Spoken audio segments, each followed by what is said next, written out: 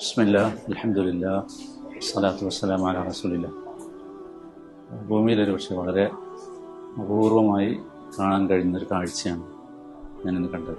പാവപ്പെട്ട വളരെ നിർധനരായ വ്യത്യസ്ത രീതിയിലുള്ള രോഗികൾക്ക് വേണ്ടി കോഴിക്കോട് മെഡിക്കൽ കോളേജിൻ്റെ ക്യാമ്പസിൽ ഉളിപ്പാടകലെ ഹോസ്പിറ്റലിന് ഉളിപ്പാടകലെ ഒരു നല്ല സ്ഥാപനം കെയർ ഹോം എന്ന പേരിൽ 2019 മുതൽ പ്രവർത്തനം ആരംഭിച്ചതാണ്.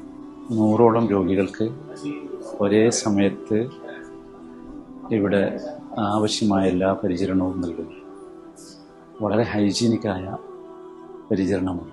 വളരെ വൃത്തിയുള്ള റൂമുകളായാലും അവരിടപെടുന്ന മറ്റു സ്ഥലങ്ങളായാലും അവരുടെ കിച്ചണായാലും ഡൈനിങ് ഹാളായാലും ഒക്കെ വളരെ നല്ല ഒരു പ്രവർത്തനം.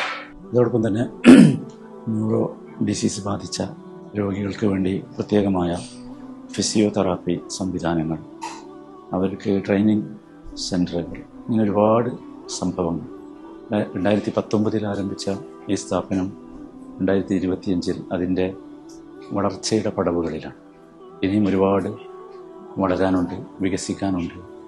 ആവശ്യക്കാർ ഒരുപാട് ഉണ്ട്. കാരണം നിർധനരായ രോഗികൾക്ക് പോകാൻ ഇടമില്ലാത്തൊരവസ്ഥയാണ് ഇന്നുള്ളത്. ഏകദേശം 20 ലക്ഷത്തോളം രൂപ മന്ത്ലി ഇതിനു വേണ്ടി ചെലവഴിക്കപ്പെടുന്നുണ്ട്. സമൂഹത്തിലെ വളരെ നല്ലവരായ മനുഷ്യരുടെ ഒരു കൂട്ടായ്മയാണ് കെയർ ഹോം. സമൂഹത്തിലെ നല്ല ആളുകളാണ് അവരെ സഹായിച്ചുകൊണ്ടിരിക്കുന്നത്.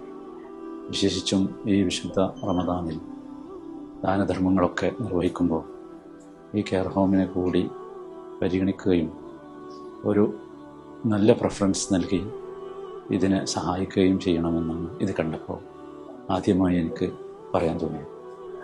രണ്ടാമത്തെ കാര്യം, ഈ സ്ഥാപനത്തിൻ്റെ നന്മ, ഇതിൻ്റെ വളർച്ച വളരെ പ്രധാനമാണ്.